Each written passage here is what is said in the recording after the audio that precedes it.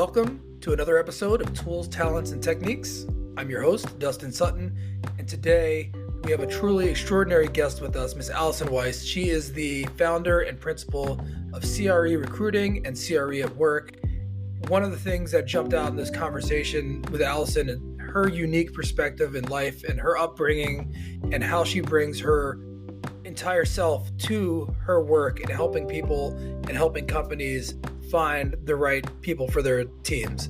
And one of the things that in 2020, she made the decision to give up her place and 99% of her possessions. And so she's been a digital nomad on the road, but still being highly effective in her job and helping individuals and companies meet their hiring needs. So I hope you enjoy this thought-provoking conversation as we talk about Allison's unique lifestyle and her experiences in running her business from the road and how all of her experiences have led her to be the person that she is. So without any further ado, here's Allison.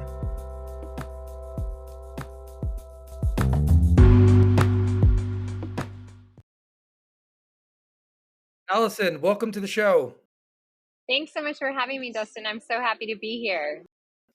So I will have recorded an intro prior to this, but could you please tell our listeners who you are and a little bit more about what you do? Absolutely. So I am the principal and founder of CRE Recruiting. We are a full service talent firm focused on commercial real estate. So we do placements from early career entry level roles all the way up through the executive level and in every vertical of our business as well. So CRE tech, prop tech, owner, investor, developers, and vertically integrated firms, all the way to brokerage firms and everywhere in between. And I've been doing that for the last 10 years, exclusively in commercial real estate, and also a full-time digital nomad, which I'm excited to talk to you about. Yeah, I'm excited to hear more about there. There's several different areas of overlap that I'm excited to discuss with you. But prior to getting to that, your current role, let's talk about Allison's origin story. Like where did you begin, and let's talk about your journey into getting to the point in your career. Sure. So I guess to zoom out a little bit and go way back, little Allison was raised in a military family. So I grew up in 13 different places before I turned 15. And then I was in Wisconsin for about 12 years. And then I moved to LA unexpectedly and stayed there for about 10 years. And so I originally probably thought I wanted to be a veterinarian. I was that weird horse girl. And I also, wanted to be an art teacher at one point in time. So that's what I went to school for. But when I graduated, there were really no teaching jobs. And so I had to pivot. And I actually was able to get one of, just a few really coveted roles as a consultant for my sorority. So that was my first job outside of college, was a consultant for my sorority, traveling around the country, visiting different chapters, helping them with recruiting, PR, on-campus events and things like that. And then my first real job outside of that was working in a family office. And that's when I first was exposed to entrepreneurship. I had grown up in a family where everyone worked for someone, and work was kind of a chore. Work was something that wasn't supposed to be fun. That's why they called it work. And we didn't expect to have fun at work. And so all of these different attitudes about work, I just expected that I would probably, go work for a company and maybe work for a few companies. But I was never exposed to entrepreneurship until I worked for this family office. And it really opened my eyes and planted that seed in me. And so I knew from that moment on that I wanted to be an entrepreneur, but I didn't know how that was going to manifest. And then I kind of fell into recruiting and went through a few different industries. I was first in insurance and financial services, and then later in legal, and then eventually found my way to commercial real estate and worked for some of the biggest publicly traded brokerage companies in the world. And after that, realized, you know what, I like this, but I'd like to do it on my own terms. And I'd like to help people and high growth companies that are smaller and more entrepreneurial compete with some of these big companies that I used to work for. Wow, that's quite a journey. You hit a couple notes there that I want to drill down into because number one, you said 13 different places in your first 15 years you lived. Yeah, very tough. Yeah. Was there, can you talk me through that a little bit? Like, how do you Sure. deal with that? Like, how do you deal? Because I'm imagining frustration, like, starting over. Can you tell me about how you dealt with all that? Yeah, so I went to 3 elementary schools, 2 middle schools, and 2 high schools, and it was oftentimes the case that I would just come home from school one day and find my parents and get sat down and told that we were going to be moving, and maybe we had a month or maybe we had 2 months, but it was never really that much notice, and, this is way before social media, so I would write sad pen pal letters to my friends and, do my best to keep in touch with phone calls and visits, but unfortunately it was very challenging, and it was something that I think, as a kid you want control, or you want certainty, you want stability, you want your friends, um, and I think, there are challenges, of course, in the way that all of us have grown up. I think reflecting back with some of my friends, nobody has had a perfect childhood, but I think there are gifts in it as well. I think, as much as it was a challenge, it has really helped me to relate and connect to people in a really deep way. It helps me to find lots in common, with almost anyone. And it helps me also to be, I think, able to communicate and to travel very easily throughout the world, and to know that, I am safe and taken care of, and people, and it doesn't matter who they are, if they're the CEO of a company or if they're the person pushing the mop and cleaning the lobby. I'm able to connect and find something in common with anybody. Yeah, that's a powerful thing. Probably one of the more powerful things that humans can have because we are social creatures. Yeah, Did you absolutely. was there a point in your time where you were thinking where you had to start thinking of it from that positive side of it? Because I imagine as a kid, it's just all bad. Is there anything that you actually can think back of and like, oh, it clicked that maybe this isn't so bad. Maybe I am learning skills here. I do remember there was a point when I realized, oh, people are interested in who I am because I'm the new girl. And that was advantageous. I think being a girl and going through that process, because everyone has gone to school with everyone else for a very long time, and you're someone that they've never seen or talked to before, and you're kind of fresh and new and exciting. And so I think it did give me an opportunity, maybe if I didn't have the best experience at the last school that I was at, to think about, well, who do I want to be? How do I want to change? How do I want to be perceived? And I think for me, also because I was in athletics, that kind of through line of being in athletics helped me to establish a community as well. And so I think having that community through athletics and having the ability to kind of reinvent myself, I think was pretty liberating, because at certain points, you experience conflict in relationships, and sometimes it's nice to get away, from those kids who are mean to you in middle school. I wasn't so sad to leave and move Mm. on to the next place. But I think the flip side of that is that when I feel a little bit jealous of people who have lifelong friendships, because they've been able to cultivate those over years and years and years. I have some longer friendships now, but it was something that I always saw that my classmates had with each other that I was kind of jealous of. Was there one place or point in your life that you enjoyed more? Of those 13 different places, was there one like, oh, I really wish I spent more time in this one place? No, um, I guess retroactively, I would love to have lived in Germany when I was older. I lived in Germany for 4.5 years when I was really young. And so, Mm. unfortunately, I don't think I got the most out of that experience, just because I was so little, and I couldn't appreciate what a cool cultural experience that was. I actually went to a German speaking Montessori school as a child. And so I wish that would have been on the tail end of my older years and not my younger years. But I would say that's probably the coolest place I ever lived. I lived a lot, in the Midwest and in the South, and in some states, twice. Yeah, in a few states twice. So, in your experience moving around and going to these different places, and now in your career, and I know we're skipping over a large chunk here, but I think it's really important to talk about that because you in your place, you are helping people find their new home, their new career, Yeah. their new place where they're going to spend their time and effort and energy. Do you is there anything that you bring from the previous experience and growing up that you talk about relating to different people, but is that something that's front of mind in your day to day? Of that you are actually helping people and that you're trying to connect them with that next space? Yeah, absolutely. I think the way that I ask questions and the questions that I ask, I think is really to uncover what motivates that person, what's really important to that person, what do they value.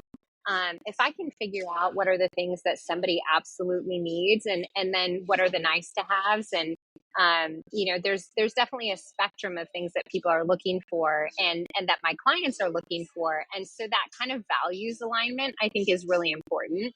So understanding what kind of person I'm dealing with and what's really motivating that person and where they want their career to go, and trying to look ahead and to ask the right questions of these clients to understand, succession wise, where can this role go? And, you know, trying my best to, I think in an interview process, everyone puts their best foot forward.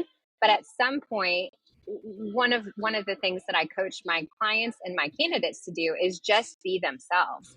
I think a lot of times we spend so much time trying to be this version of ourselves that isn't really going to show up 6 months into a job or a year into a job, and then there's a rub. We don't know who this person is anymore, or we didn't expect them to behave like this.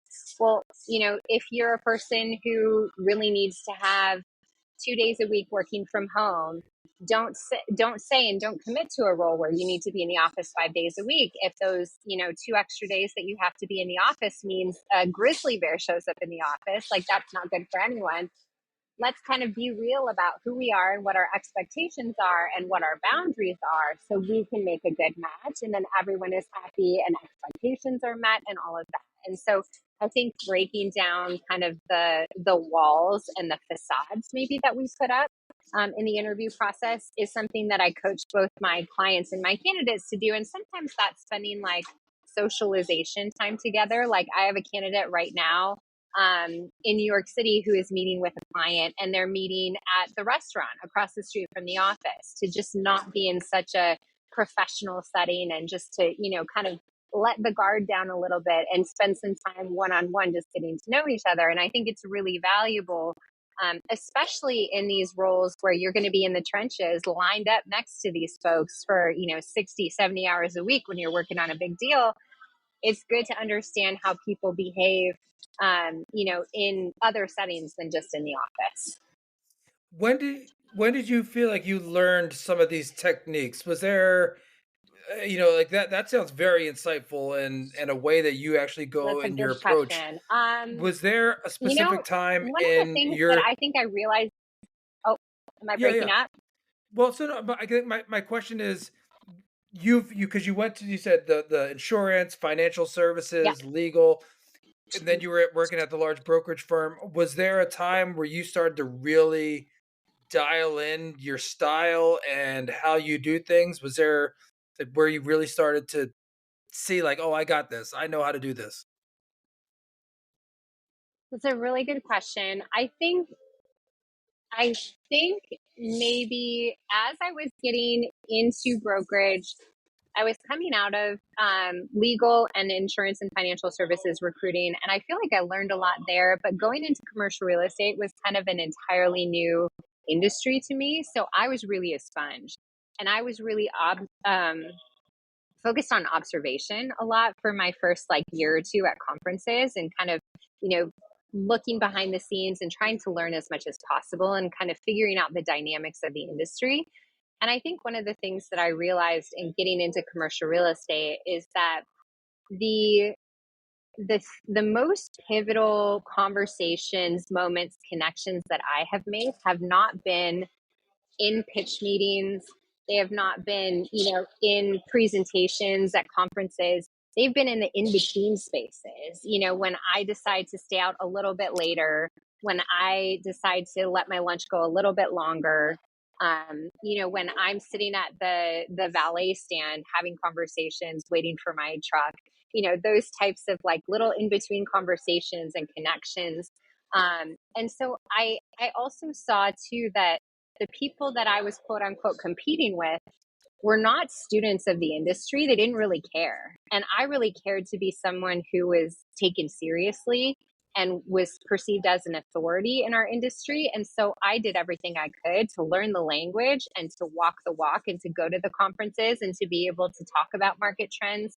And really was a student of the business. So I think learning at the beginning to be an observer, to soak in as much as I could, to learn as much as I could, and then to really like think about and be intentional with my time and to take those extra opportunities to get to know people and to remember little things about people. I think probably I would say probably that was a big piece of getting into commercial real estate. So the commercial real estate in the industry in general is having a very tough time. I think I'll put it mildly like that. Um, could you talk about like some of the trends that you've seen in the industry and how you and or your clients, candidates are taking? I don't want to put limits on your answer here, but I want to kind of give you the stage and just tell me what you're seeing and how you are addressing it. Absolutely. So one of the things that I would say is that um, history doesn't repeat itself, but it rhymes. That's a very famous quote, and I tend to get a little frustrated with commercial real estate because we know that we're in a cyclical industry and business, but we commit the same sins and make the same mistakes over and over. And I say we, I'm putting myself, in the whole industry. Um, and one of the biggest mistakes that I see us make is that we staff up and invest in the high times. And then all of a sudden the market hits the skids or the market corrects or shutters or, we hit times like we're in right now. And a whole bunch of people are casualties of this market. And so I think, one of my frustrations is as you see some of these layoffs, especially at some of the big or big international publicly traded brokerage firms, which are places that I've worked previously, I find them exceptionally frustrating because they're some of the biggest offenders. They'll staff up in high times, they'll build big marketing departments, hire a lot of brokerage assistants, onboard more associates so they can actually train and mentor. And then when they need to cut expenses, they cut expenses. And, a bunch of people are kind of laid to waste and are out there on the market. And there aren't as many opportunities as there are people. We saw that happen during COVID. And then, we had a little recovery after COVID and things were all right for a few years. And now here we are again. And some of the recent past is repeating itself. And I find it very challenging as well because if you look at the average age of our industry, I think it's in late 50s or early 60s, average age of our industry. And so we are not going to replace people at the rate that people are retiring and leaving the business. And every time there is a significant market correction, we lose kind of a generation of talent. The folks who can't make it because there just aren't opportunities, or if they're in brokerage, there just aren't deals and transactions to be had. So I don't think we're doing enough to invest in the future of our industry. I think we've got one of our biggest gateways to talent or gateways to young folks coming into the business is brokerage. And brokerage is built on economics from, the 1950s and 60s when a lot of these firms were founded. And it just doesn't work anymore when, kids are coming out of school with six figures in educational debt. And, they're, unless you're coming from a very wealthy family, and that just goes to reinforce some of the lack of diversity and issues that we have as an industry. So It's a little bit of a rant, and I tend to get on my soapbox about this, but I think we have very obvious problems. And I think there's not a whole lot of innovation that's happening. And I think too, as soon as the industry hits a rough patch, we kind of retreat on some of the advancements we have made. And so that's a little bit of what I'm concerned about. But right now, it's also historically, for this time of year, it's a slower time. Most people aren't actively searching for jobs. Most people are trying to get to the end of the year. If you're in brokerage, commissions, splits reset to zero at the beginning of the year. Um, if you're on accelerated splits or whatever. So there are people who tend to look after the new year. People go home for the holidays and start to have conversations with their family members and start to rethink their lives and their career paths and all of that. And I think there's a huge group of people, specifically who are in brokerage right now, who are thinking about, is this the time to transition onto the principal side of the business? And it's very attractive, but there just unfortunately aren't a lot of opportunities there right now. So it's a challenging time. There are still companies that are hiring. I think if you are able to add value, preserve value, um, it's an easier position to be in. And when I say, add or preserve value, if you're someone who generates revenue for a company, or if you're somebody who's an asset manager who protects net operating income and revenue for the company, I think those roles are still, in demand. But a whole lot of folks who are in the more marketing, administrative kind of support roles, they've been hurt really badly by this current climate.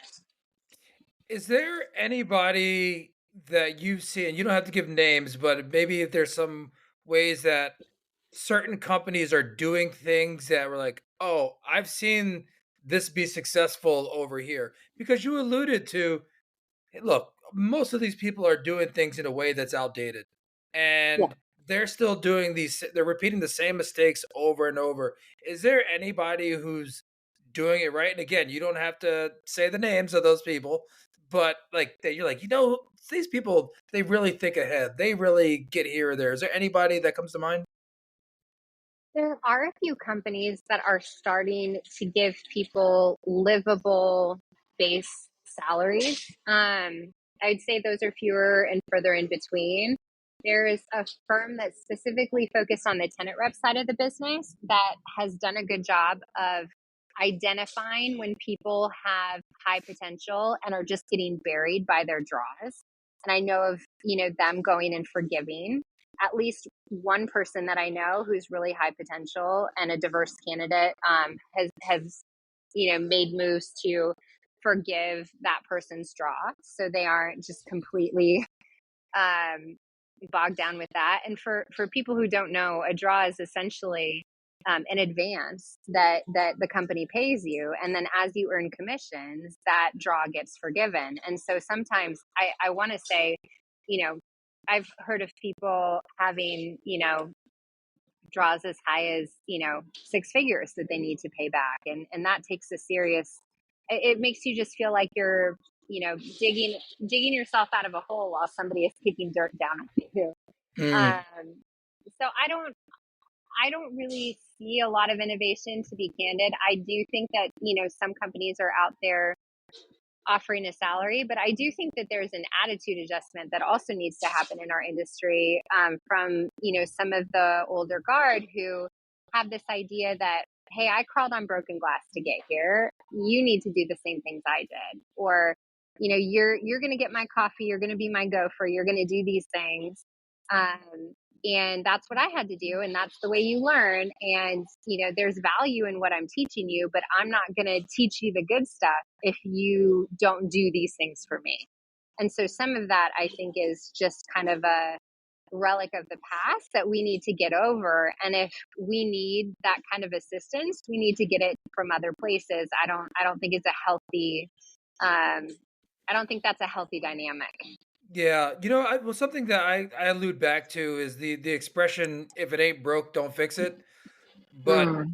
but if it is broken, but Yes. people are still making money hand over fist, then why would they fix it? And now it seems that the brokenness is pretty bad, and Yeah. people aren't being creative because they never had to be creative. It always came back to, the money always rolled back to them. And I don't know, it's hard to change those old habits. I mean, try as you may, but it's tough sledding out there right now. Yeah, So I for also sure. I wanted to make sure to talk about one of the things that I was really excited about, and you becoming a digital nomad. And now it makes more sense knowing more actually about Yeah, your growing up. I'm like, oh yeah, you're just going back to your ways, like how you were raised in a way. But walk me through that decision and how you became, and just tell me all about that process. for sure. So I went through COVID in Hermosa Beach, which is the South Bay area of Los Angeles. And that was not a great place to experience COVID. And I lived by myself. I had two dogs at the time, two senior dogs, and you couldn't go anywhere. It was kind of one of the, hot spots, if you will. And I was just kind of going crazy. I was paying a lot of money in rent. I was paying 3 grand in rent at the time, and you couldn't go to the beach. You could hardly walk down the street. It was just a really frustrating time. And I kept having the thought in my head, get rid of everything and just travel. And I was like, that's crazy. You can't do that. Like, nobody can travel right now. Where are you going to go? And it just was this persistent thought. And so persistent thought, couldn't ignore it. And I was like, okay, I'm going to do this. I don't know what it looks like, but I'm just going to start traveling.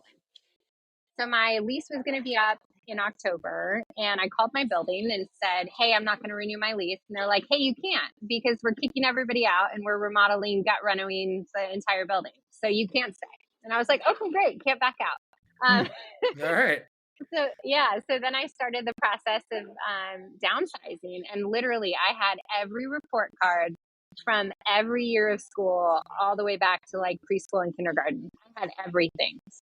And so I went through everything piece by piece. I looked at everything that I had, and I donated, sold, junked, recycled, almost all of it. I think I only left with what could fit in the middle seat of my Subaru Outback at the time. And then my dogs were in the little hatch area. And I just said, I'm going to try this. I'm going to road trip around. I did 6 months road tripping around with my dogs in my Subaru and staying at Airbnbs all across the country.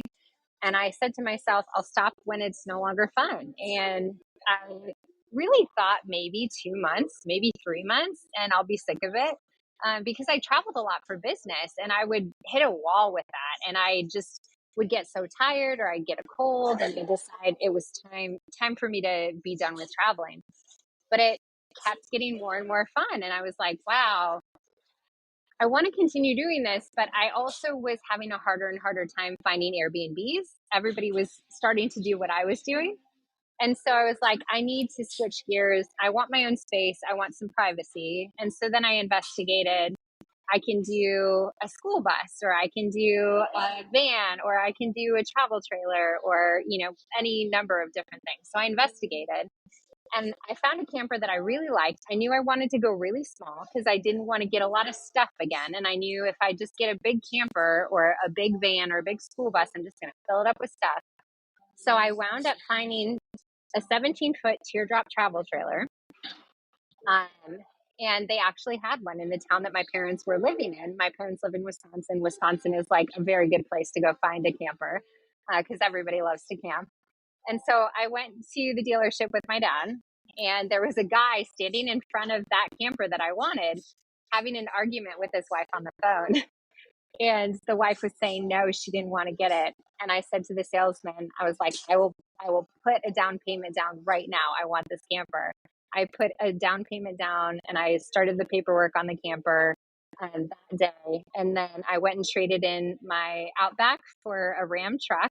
I call her Betty White, and my camper is Wilma. And so that started, and it'll be 3 years actually in March, April. that I got that set up. And so then I just started traveling all around the country, and now I was camping. So I was in campgrounds and state parks and state forests, and going all over the country just with a new set of wheels. Was that Did you realize how freeing that was gonna be immediately? Because I remember I'm reading your post and how great that was for you, but, like, how long Yeah. was it until you really felt like, "Oh, wow, I'm so glad I did this?" I mean, I think immediately I felt like I was transforming, like even just getting rid of the stuff. Like I can't stress how much this stuff felt like it was absolutely suffocating me.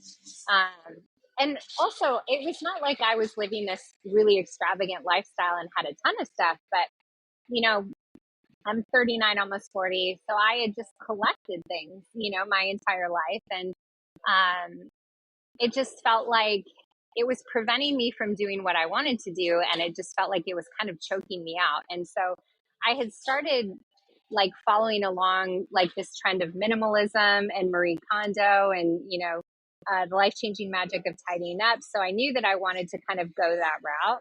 But I think as soon as I started to get rid of the stuff, I started to feel more and more free.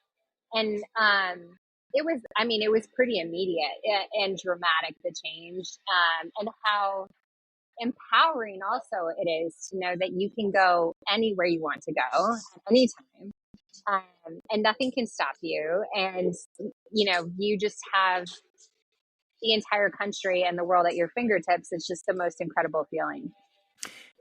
Do you feel like this decision has bled over to your, product maybe productivity is not the word, but do you see it leading to your gains and advancement in your career and your job and what you do for work?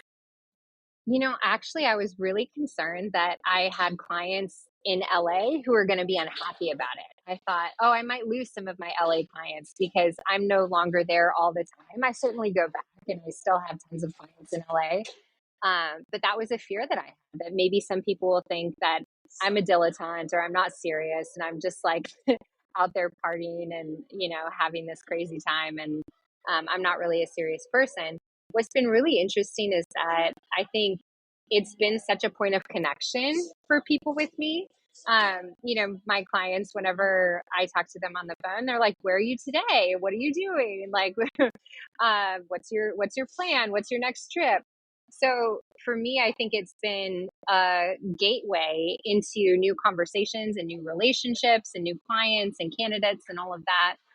It's really funny too, because there's a spectrum of interest in this kind of lifestyle, right? It's either absolutely the worst thing you've ever heard of or the best thing you've ever heard of, and like nowhere in between. But there's a lot of people, I think, who are kind of living vicariously through me, which is kind of a fun thing. And my favorite like side effect of it is that people will reach out to me and say, hey, I live here. I have a few days. I don't want to go further than, maybe 5 or 6 hours by car. Where should I go? And I can tell people, well, you could go this way. And then these are the things that you should do, or you could go over here. And so it's been kind of a fun thing for me to be able to use my travels to share with people and help them to create like incredible vacations and experiences for their family. Yeah, and those points of connection that you're referencing and being able to talk about those things, that reminds me of what you said earlier in this conversation about those places in between that you're making those connections where it's not necessarily always about like commercial real estate or cap rates or occupancy. Like it's the little Yeah. things in between that really create those bonds. So now that you've done all this traveling and you're doing this and you're 10 years in and having your own business. So congratulations. That's an amazing feat. Well, I'm 4 years, almost 5 years into my own business, but I'm 10 years into commercial real estate. 10 years in commercial real estate. Gotcha. Yeah. Gotcha. That makes sense. Yeah. Well, congratulations. 4 years is still an amazing feat. So Thank you. congrats. Yeah. Uh where do you see the evolution of what you're doing and how you're doing it? Are there any things that you're like, okay, I'm excited about making these changes to go here? There's anything on your horizon like that? So I'm really excited about some of the things that I've learned in my travels and in this lifestyle and helping people to create the lives that make them happier, not just the work. I think one of the things that was really interesting about COVID is that all of a sudden the separation that we had between work and life was completely removed. And a lot of people didn't know how to deal with it. And I think having an integrated life, like, I don't think balance is something people very often ever have. It's very rare that I am fully functioning at like a very even level in all areas of my life. But I have my life, my work and my life integrated with each other. Then I'm able to kind of make decisions and feel empowered and feel more in control of everything. And that generally makes me a happier person. So one example of this is through this journey, I started working with a virtual assistant. That'll be, I think, 3 years in April. And just the partnership with a virtual assistant and utilizing, automation in my business and doing things to really kind of increase the quality of my life. So I am working smarter as opposed to harder. I'm making systems for things. So it's much easier and faster to get things done. So the kind of work that is really kind of rote and administrative and repetitive, that's not really work that we as people need to do anymore. And even virtual assistants can automate a lot of those things for us. So I'm thinking now more about kind of lifestyle design and how do we create an industry where we're doing higher level work and we're using our knowledge, our skill set, our market understanding, our pattern recognition with leasing and sales and all of the things that we do. How are we operating in those more sophisticated spaces 80% of the time? And how are we spending 20% of our time on the stuff that is really administrative and not knowledge based? So thinking about working differently and thinking about um, even questioning the way that people work. I do think one of the things that frustrates maybe some folks who know me who are in the office sector is like, well, Allison, you're telling people that they don't need to go back to the office. And I'm not saying they don't need to go back to the office, but I am saying that there's another way of living and that we don't need to be robots or ants marching, into offices and then out of offices every single day. But I think there's this way of working and living that's more dynamic. And if we as an industry can be more flexible, that's what younger generations are looking for. And so we, by saying, hey, you need to be in the office 5 days a week and you need to have your butt in your seat before your boss and you can't leave until after your boss leaves, and some of the antiquated things that I see at some of the bigger firms, we're scaring the next generation and really talented people out of our industry because we're, again, just doing things the same way that we've always done them before. And so I'm thinking about the future of work. I'm thinking about automation, AI, virtual assistants, offshoring, and everything that we can do to make commercial real estate sustainable, but also a happy and productive place to be for the rest of my career and for the next generation. That's a very interesting perspective you have on it because talking about the office folks and you saying no, I look at me, I can do this and I can be anywhere and so can your employees to some extent, in some places. Um, but that's a tough pill to swallow for somebody who's, their valuations are based on occupancy, and lease rates. That's a tough pill to swallow. So I mean, it's going to be challenging for a while, but I'm glad to hear that you're from your perspective, um, that at least the conversations are happening and you are bringing that perspective and looking at things holistically as an industry, as a person, as for staffing. That's comforting to know that you're working on those side of things. Is there one thing that you would say in these past, let's call it 10 years since you've been in commercial real estate? Is there one thing that stands out to you as I'd say pre-COVID too, that jumps out as one of the things that you really are like, this is what I love most about this industry, or this is what I like about that. Doesn't have to be one thing, but I'd say, is there one thing that you were like, I really like this part about commercial real estate. I'm gonna like continue to pursue this.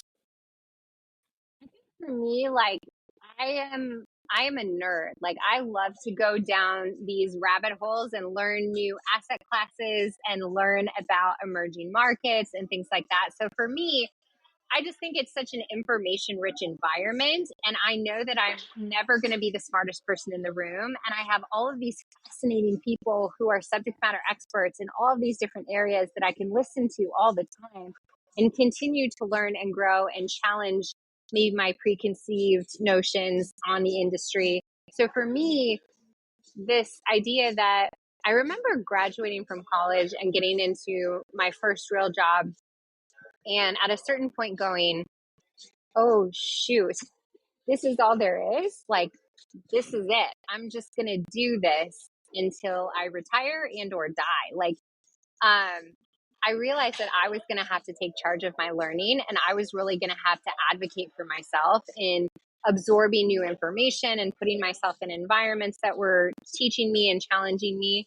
And so I think that's probably the biggest thing that I really love about commercial real estate is that it's so dynamic. It's very diverse. It's always changing.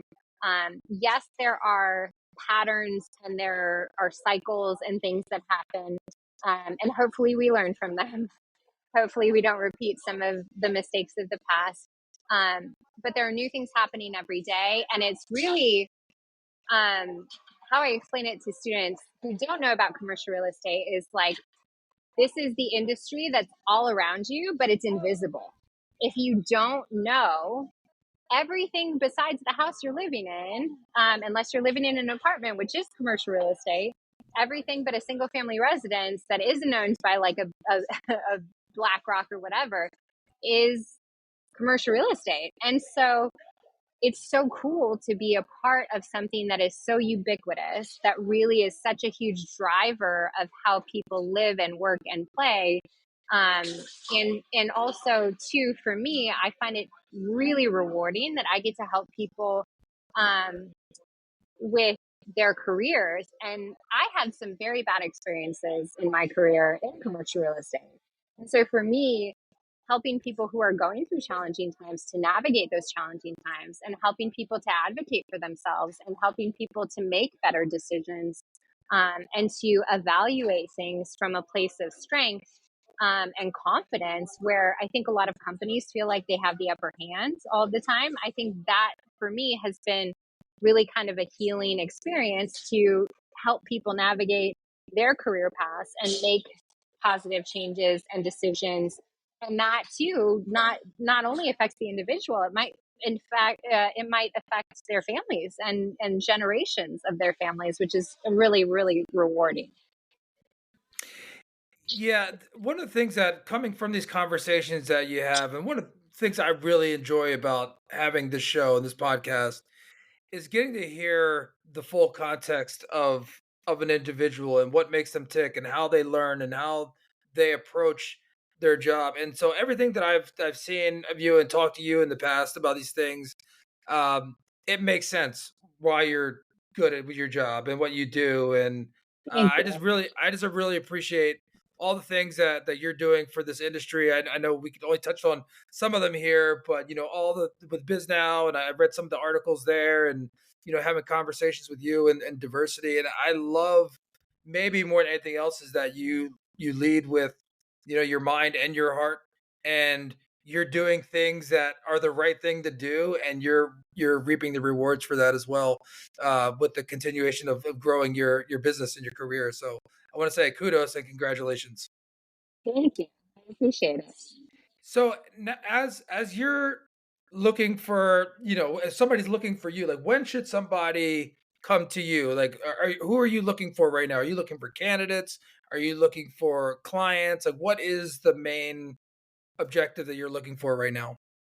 Sure. So I am always recruiting for a variety of different opportunities across the country of all different levels and all different verticals. So you can go to my website, crerecruiting.com, and click on the opportunities tab and see all the different roles that we're working on. And feel free to submit your resume or reach out to me on LinkedIn or Instagram or any of those social media platforms. You can find me. I'm always looking for people who need help in navigating their career transitions, people who are, kind of contemplating getting into commercial real estate. I'm very passionate about helping people break into commercial real estate because it's not the easiest thing to do. I'm more than happy to help, companies that are looking to scale and grow and want to do it the right way and treat people well. That values alignment is really important to me. So open and happy to help. Whether you're a career or company and looking to grow, we're here to help.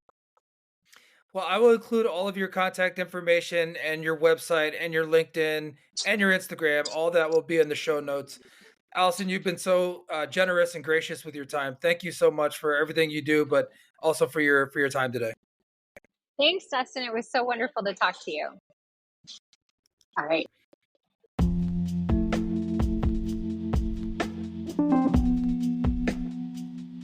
Thank you so much for tuning in to this episode of Tools, Talents, and Techniques.